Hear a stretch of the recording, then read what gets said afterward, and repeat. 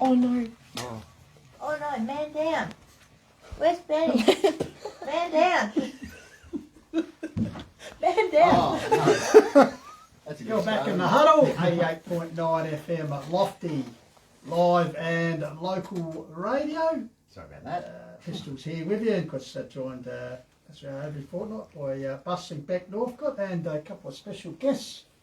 Well, three in fact. Yeah. Because the first premierships of the Hills Football League season for 2024 were decided on Sunday with HFLW finals, and we've been privileged to be joined by winners of the Blackwood Green senior team. Of course, the coach Simon Manser, skipper Kelsey Clare, and Lily Brook have all joined us, and I must say, looking remarkably well, considering some no doubt hectic celebration. So, Simon, good to see you, mate. And, Thanks, Jeff. Firstly, congratulations on back-to-back. Thank you very much. A lot of hard work goes into that.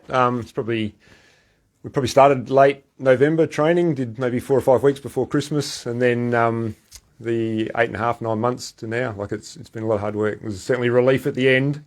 The last quarter was a bit of a scramble, that's for sure. Well, footy's become almost a 12-month Yeah, absolutely. thing, isn't it? The thing for us last year after winning the flag was that we knew Lofty in particular were going to get much better, and so the girls as a group said that they wanted to start early and get focused, and that's how it sort of played out for us. So we did 4 weeks before Christmas. And that's the entire group, because take in mind that Blackwood had, I suppose you could call it the development side, the Blackwood White team, so they were on board as well. Yeah, so we incorporate the whole lot together. We don't see them as two teams. We train together. In fact, we work really hard on that vertical integration from the women's program. So throughout the entire year, our under-17s train with us every single night. And then even to the point late in the season, so probably the last 6 weeks, we invited the under-14s in for part of the session as well, so that we could do whole of oval ball movement drills and almost create the environment where they want to come through to us. So on the same page. Yep. So for your development, graduating through to it. Yep. So how hard is it?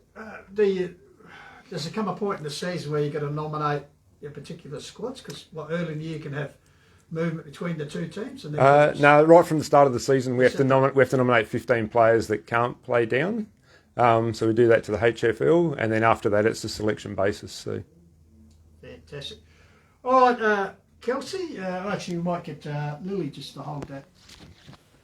Lily, if you just hold up the shield, because we're on the stream here, just the shield and the pennant there, because we're on the live stream. So if you just want to show everyone, it's going to be engrossing. Fantastic work. So, Kelsey, you were lucky enough, or good enough, to actually accept it for a second time. So, well done to you, back-to-back skipper. Must be a really big thrill for you to lead such a good bunch of girls to another flag.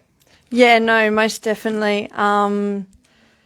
Yeah, I just can't really believe it. Still feels like a dream. But I wouldn't have asked any other people to play with and, win another flag with, my best mates. Yeah, it seemed to be like a close group, and I know Beck, unfortunately the runner-up situation, but I was just saying, the camaraderie in women's football seems to be just as strong as it is with blokes.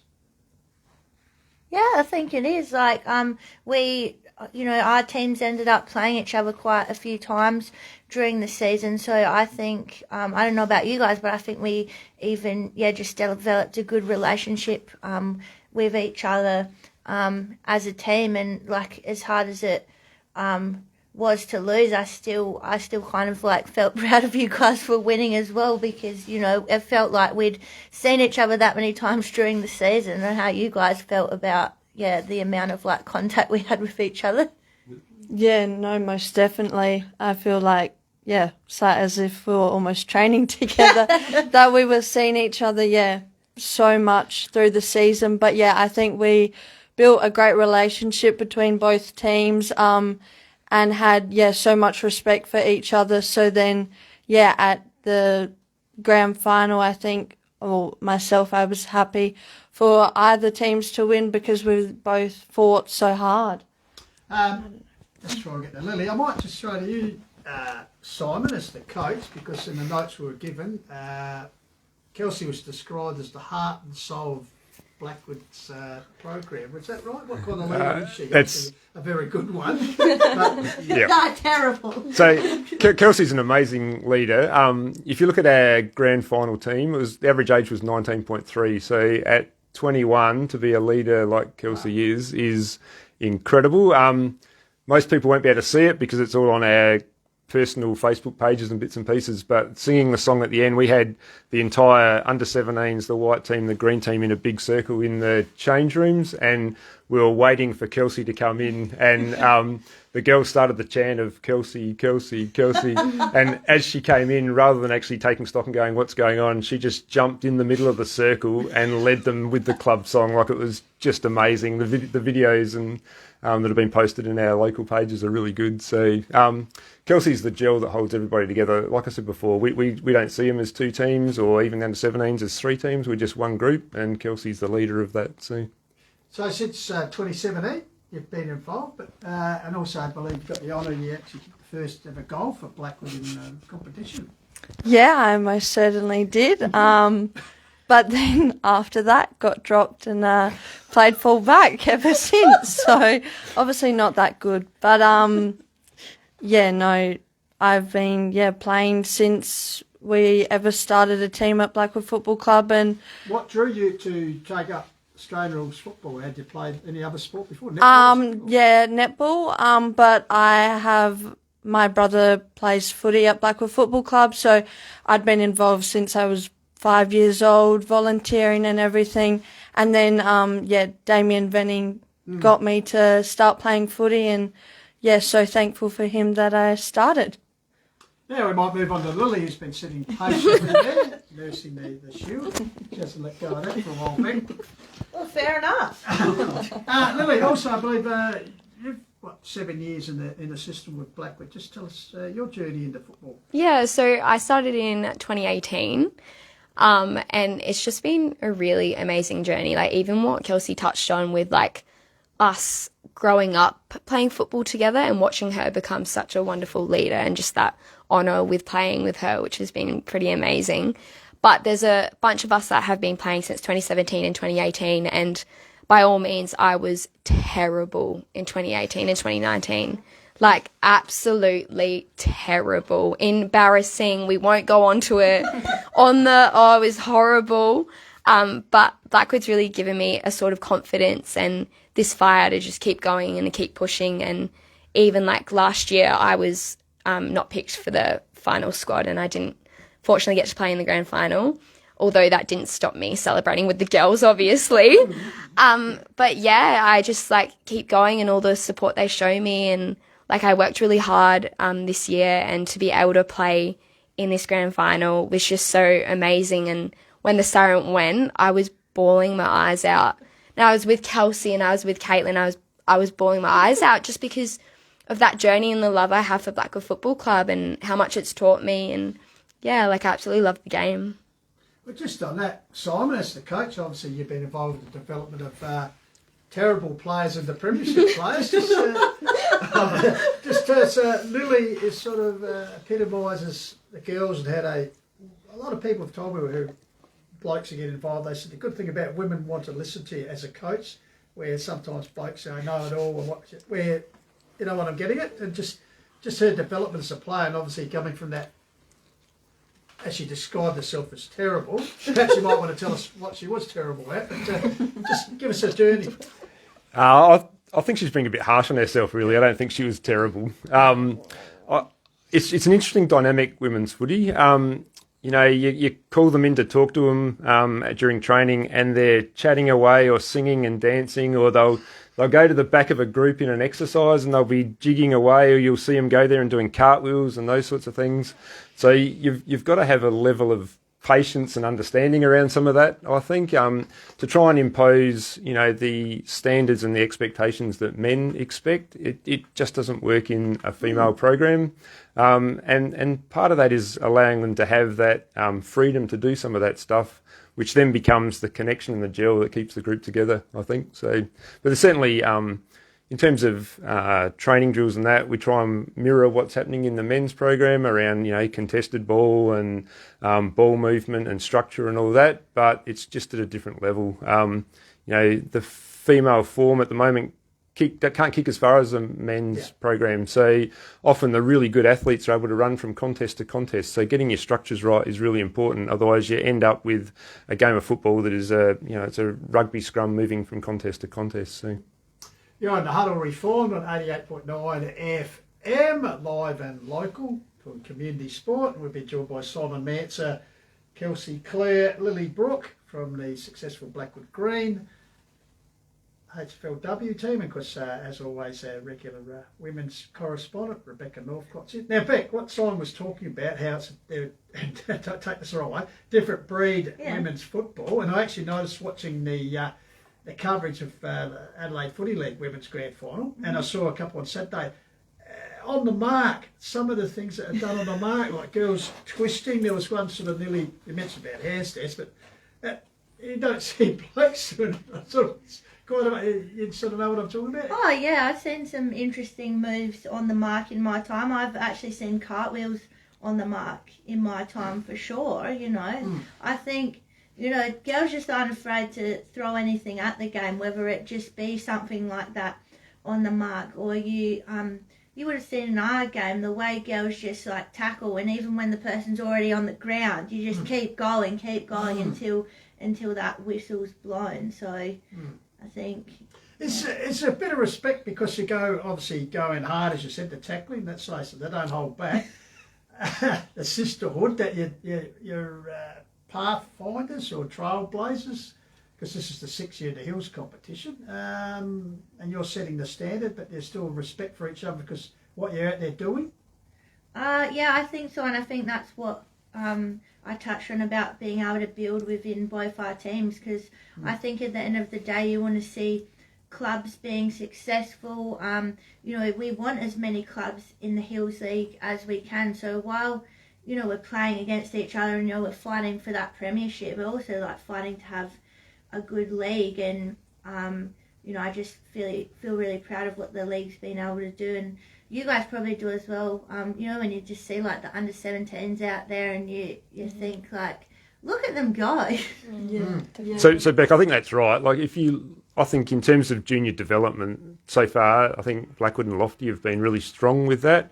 You look at what Harndorf's doing now, and they're starting to come through, and in a couple of years' time, those girls will be into women's footy, and they'll be really strong as well. I think even Damien Benninger joined us in the commentary on the Sunday for the grand final, because with his ties into Westies, etc. He said now the pathway, and some of the girls now starting to come through the system down at West Adelaide, and probably other sample clubs, they've had 5 or 6 or maybe even longer years of, they pick up a football at the age of 5, and there's a pathway for them, where obviously when you guys started it wasn't there. No, certainly not. I'll let the girls answer in a sec, but I guess most of the girls came from a netball background, which is grab the ball and stop. So early on, there was a lot about protecting yourself in the tackle, but also taking the ball and run, which is a different skill set to what you get at netball. Just before we talk to the girls, and I think I mentioned it before, it's a different kettle of fish, pardon me, compared to males football. So tell me, as a coach, let's face it, you probably play footy, and some of the sprays you've got in the past as a player, does that happen? Can a coach do that to women? Can you use bad language or adjectives, or bad language? Oh, no. Yeah, girls, I want you to do this rather than like you get. It might be better if the girls answer that. I'd like to think I stay pretty calm. Yeah, I think there's only been once this year where I sort of laid down the law, and that was at a training session which wasn't going very well at all. But I think after that I stayed pretty calm. So, or you might ask Lily, who has been judged as a terrible footballer, can you judge a terrible coach? How was Simon's performance? No, I think Simon, he's pretty fantastic. I just think that he does stay very calm. I wouldn't say that he's up and about. He's quite calm and collected, and he's just kind of having that conversation with you and telling you what you need to be doing. And yeah, I would say he's great. I mean, we just won back-to-back, so I think he's doing something right. What's the most memorable or lasting impression thing that he's said to you? I would probably say... just building your confidence as well. Yeah, so I would probably say when Simon kind of had a chat with me last year and kind of, you know, because I know men and women work differently, and I know some women are quite emotional and whatnot, and same with the men. But anyway, Simon had to have that conversation with me and just basically said that I wasn't ready for last year's final team, that I wasn't a part of the squad, and that he gave me all the feedback of what I needed to do and how to get there. And that was something that I've always remembered, because I saw the steps and he's very clear. So I was like, all right, I'm going to follow this 1 to 3 and I'm going to get there. So yeah, I would probably say that's one of my favourite things, is that he's so open in his communication that, I just followed with what he said, and that's how I looked at it. Just chipping in here. What were those 3 steps? Give away a secret. I'm so sorry, I cannot repeat. Confidential. Yeah. Next listening, I'm going to give the opposite. Father. No, you know, you've got to keep some things under Yeah, wraps. it did seem to work, so yeah. Now, I've got to ask Kelsey, as the skipper, obviously the last 2 years, what's it like to deal with the coach? Do you sit in on selection, or do you have any input into the team, or who should be playing where, or whatever? Or have you ever had to calm him down, say, hey, look, coach, pull it back a bit, you're getting a bit irate here with poor Lily, you know you don't want to listen to the kids. No, I wouldn't say Simon. No, I wouldn't say that.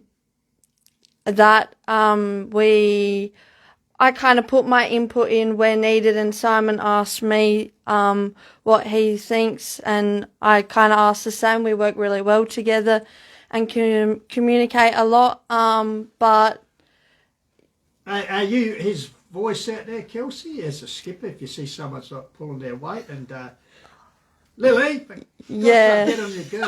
I would probably As in say, yeah, I do yell at the girls quite a lot.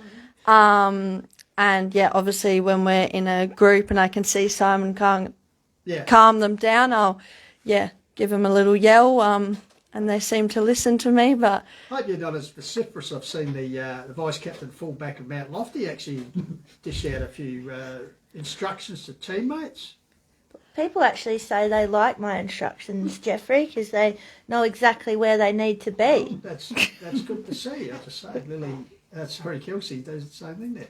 Well, it's important. I think that's one of the main roles of a key defensive player. You've got to make sure you can see the whole field. You've got to make sure everyone's in the right spot. I'm sure you'd agree. yeah, no, most definitely fullback. I feel like your voice is the most important part there, because obviously we see all of it back there, and I would say on the third quarter I used my voice pretty loudly because that was a very, very, very hard and stressful quarter. Just checking, on 3/4 time there was an entire wall basically on the goal line, and then what was actually the free kick for? Kate Chapman's goal. So we had one of our players get on another player's shoulder, and I can't believe you missed that, Jeffrey. I cannot believe you missed that, because it was pretty clear. Yeah. It might have been where the flagpole was too. I just thought it was very interesting. Like, I've never seen that in my 8 years of football, and I just was interested why we did it in a couple of years ago at a game at the SCG. Field game. Climbed the goalpost. Yeah, climbed the goalpost or hung onto it. Yeah. So that's what it was. Yeah. Someone got on someone's shoulders, and Is that a free? the umpire obviously didn't like it, and Blackwood on top of. Yeah. How's that anyway? I'm not sure. Like, I don't even know, are you allowed to do that, or? No, obviously if it's a 25. Of course, I guess not. so. Yeah. That's Billy talking. Yeah, that's right.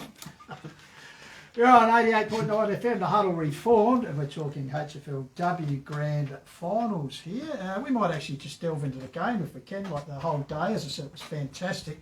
And obviously, full credit also another side that was undefeated, Mount Barker. I've watched them a couple of times in the last 2 Grand Finals. They're just a very good football team, and there's obviously a few of those girls already have graduated in the sample ranks at under 15 state teams, etc. So Mount Barker, Harndorf, well done they got there, but I think it was second year in a row they played off. But poor old Harndorf girls didn't get on the ball, but Mount Barker 8 goal 9, and young Matilda Lynn, who's not only a good footballer as far as kicking goals, a very good squash player. She kicked 4 for the game, etc. So I don't know if you got the chance to see any of that game, but Mount Barker, obviously these girls coming through the system in the next couple of years, because this year Mount Barker didn't make the finals at seniors, first time for a while. So some good young girls coming through the system at under 14 level. Yeah, I saw a bit of it when I got there, because I'm like quite antsy on game day. I like to be there really early, so I think I ended up there about 11:30 or something. Just on that. How can I just ask? How were you girls? You other two, the Blackwood girls. How were you on grand final morning? Were you all right? You weren't nervous, or old experienced hands are winning a flag? I know you are, but Lily, because obviously playing in your first grand final, how was it? I was very nervous because I played in 2020 where we lost to Urala. Okay. Yeah, so then I felt like I was reliving a horror story. Third quarter, at the end of third quarter time, I was like, am I the bad luck charm? Like, what's happened? Yeah. I was like, oh my goodness. We drove up together in the morning and we were pretty nervous, but dancing our way through the nerves. And then the nerves hit again when we finally went onto the field and it was time to show up, and that's when I started to get a little bit nervous. Okay, so getting back to what I was going to say, Beck. So you were fully focused, not like a teammate of yours I heard who actually forgot to pack her jumper and got to yes. roundabout from Prospect, got to the roundabout there, Britannia roundabout, and had to turn around and go back and get her jumper. After several strong reminders from me that if you would like to take your own Guernsey home, do not forget it. Yeah. So that's just, as you say, how nerves can sort of play. Oh, yeah. I mean, I drive up there and I think that I've forgotten everything that I've ever owned for football and need for football, even though I've checked about 70 times that it's in there. I drive along like, my boots aren't in there, this isn't in there, don't have any socks, this, that. As long as you haven't forgotten to do the Princess Leia buns on the side. Well, no. Well, that's an important part of the preparation process, Jeffrey. Tis indeed. All right, and in the under-17 game, Mount Lofty, once again going back-to-back over Urala. Urala had come from 5th spot. I watched a bit of that game. It was some good skills on once again. And interesting, I think you had 3 girls who then fronted up for the seniors. And the coach. Yes. Yeah, we did. Yeah, and our coach, Alani, as well. Yeah, he had to make the quick dash into the room to, put her Guernsey on. But, yeah, we had... So what sort of preparation was it for her? She wouldn't have heard any of the spiel from the coach? No, she was just basically ready to go thrown into it. But, I mean, I think similar would have been the case if your 17s were in. You got a few that run through, like Jade and Sarah. She still plays 17, so... they've been able to manage that all year. So I think, between Alani and the girls, whenever we've had double headers, that's been the case anyway. So I think they just did their same old stuff. I don't know how they work it out between playing 2 games, because that's just way too much for me. So Mount Barker winning, where I said 8-9 to no score, but the Devils, they had a bit of a fight. And, only kicking the 2 points is, Urala didn't score in the last quarter, but they... threatened a few times, so they end up 4-6 to 3-2, so a 1-goal margin in favour of Mount Lofty. Then the big game, and as we said, the wind really, the wind was the major factor. In fact, Mount Lofty really couldn't score towards the town end. Once again, as you said, back to the A-grade grand final in 2022, the same sort of deal. So how difficult was it out there? You want to go? Yeah, very difficult. The weather conditions were absolutely awful.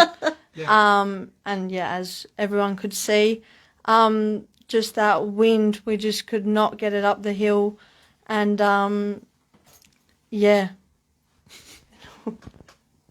Anything you guys want to add about it?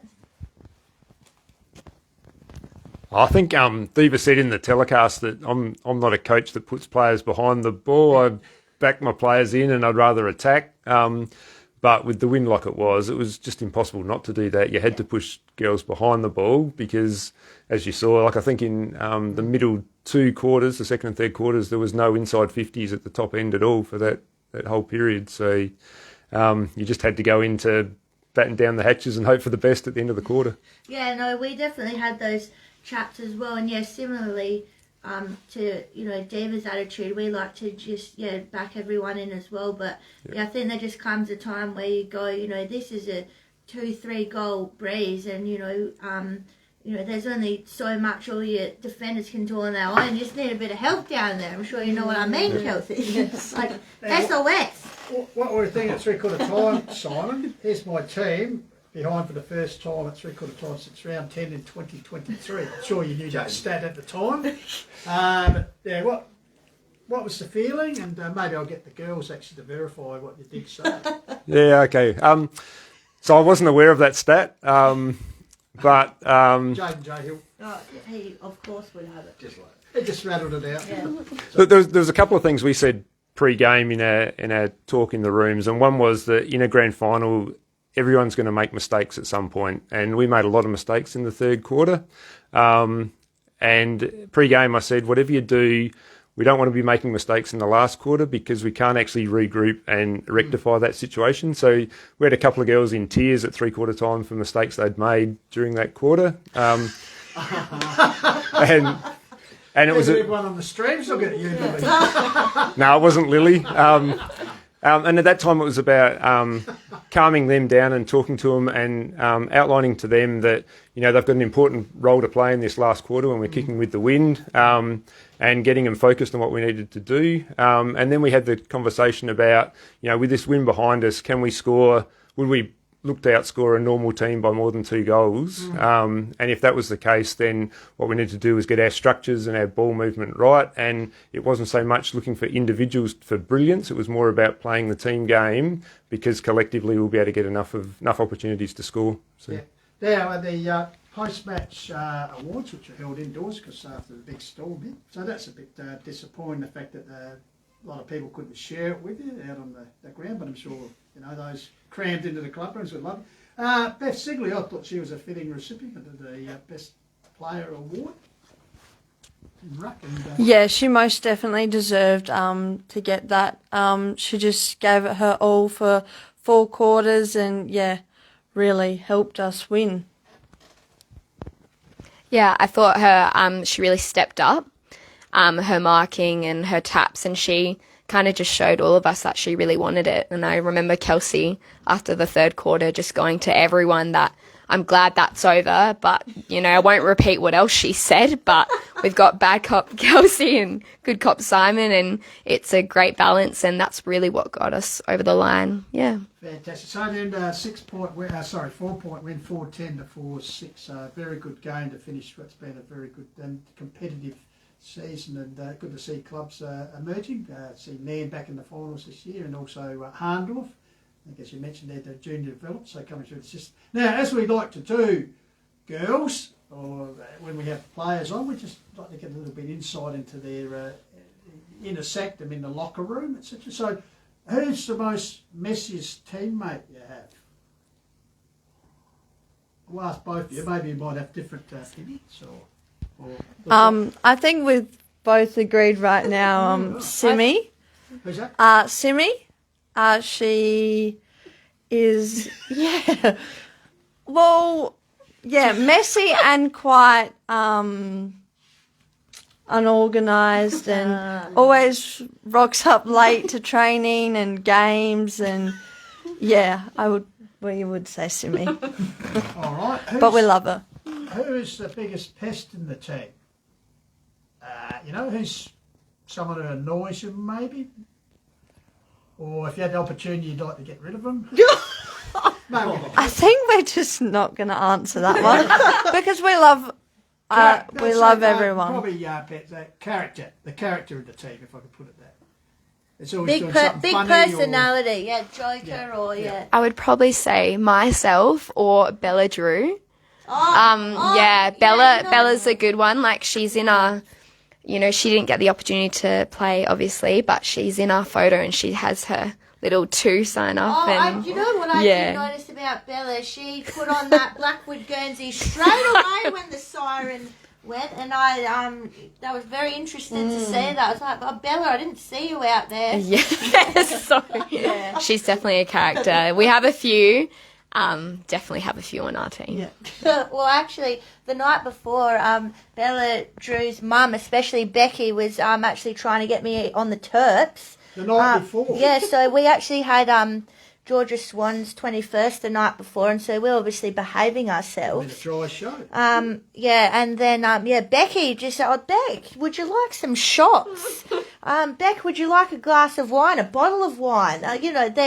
Just some real tactics there coming from the Drew family. It's trying to... Yeah, I was going to say we did have a talk before, and we got Becky Drew and Corey Drew and Bella Drew to try and get all of you really drunk. That came through very strongly. That was a tactic of ours. Okay, nice try. Slip something into your drinks there, Beck. Oh no, just trying to get us to start drinking basically. Just the generosity. I'll buy you 10 shots. Might have been sounding like the story when the Central District's general manager took Grenville Dittrich out for lunch on the Friday, and Grenville got absolutely tanked and kicked 11 the next day. Grenville was on fire, the manager had a bad headache. Maybe I should have had some shots then. Maybe. All right, so what's the plan, girls? Obviously presentation night to come up, and also male medal, Hills Football League Best and Fairest Award. Would you think any of your girls are in the running? So we've got Libby Willits for gold. For the most different boots? Or? Yes, she's got 2 different boots. So for goal kicker of the year. Oh, she's got No, I don't think she did. I think she's there as as a vote. there as a vote, Nomination, a nomination. And also we've got Sarah Edwards. Sarah Campbell. Okay. Sarah Campbell. I was going to say, Sarah Edwards. But you got another secret player. Because it'll be this time next week. Who's Mount Lofty got going for that? Just the ever consistent Arj Jericho, of course, Yes. number 30. Yep. She's always in there, so I think she's our main nomination. I think Holly's going along as Holly. well, because I have no doubt she'll probably see her brother win another C grade medal. As long as you keep away from the window. And what about yourself? You didn't get an invite? You'd You'd be there because it's one of the organising. You'd be there with the Eastern Zone Shield. Wait, are you streaming it this year? We are. Well, just get me Yes, on. hosting it. Get me on. Well, we will get there. Hosting. We'll have a spare half an hour. Yeah, I thought I was coming with you guys, so I just didn't get on the table. So quickly, how were celebrations up to last year, or they just get better every year, Kelsey? As a skipper, you got to lead the team. Yeah, of course. No, I would say maybe celebrations this year was a bit better. Yep. We stayed up a little. practice. Yeah, of course. I've had a few years to practice.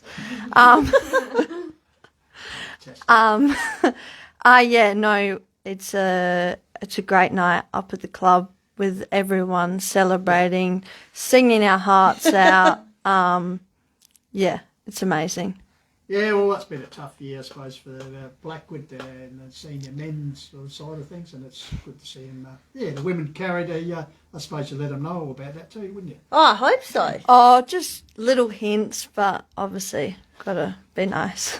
Now, when you're a great leader, as you see around the world in Parliament and everything, you have these huge portraits. There's one of those actually at another particular football club, so we just have someone who's great. So we just thought maybe if you've been commissioned yet to sit for an artist to paint your portrait and put it up at the Blackwood Football Club? No, I haven't, but I think you should be. maybe one day, like, No, to get you up there, you know. Yeah. Next time we're at Heathfield Oval, just have a look at the club rooms. And Okay, see I what will. you're Yeah. referring to. thank you. All right, Kelsey and Lily, congratulations on your victory on Sunday playing, and also to you, Simon, as the coach. Thank And, job well done. So I suppose to the guest of Beck, I suppose the plan now is a three-peat, perhaps. That would be nice. We've got some really good under 17 still coming through, which will be good. I'm laughing because as soon as today, I've already started thinking about next year and what we need to do. And we've got a couple of girls, a couple of ladies returning. Ellie Haylock's going to come back post pregnancy. Hopefully. Like Tamika May with her knee, and we've got a few other girls. We had a few injuries that we're covering this year, so it would be good. All right, once again, thank you for joining us, and congratulations on the premiership victory. Great to see you again, Beck. And we'll catch you. So glad this lined up with the same week. Just coincidence. Just coincidence. Amazing how You could have done something about it on Sunday. What? Yeah. All right, back with more Huddle shortly. Thank you. I don't know where Edwards came from. I was like, who feel are you that- talking yeah. about? And I That was just good, thank you. Hopefully we were right there. And Oh,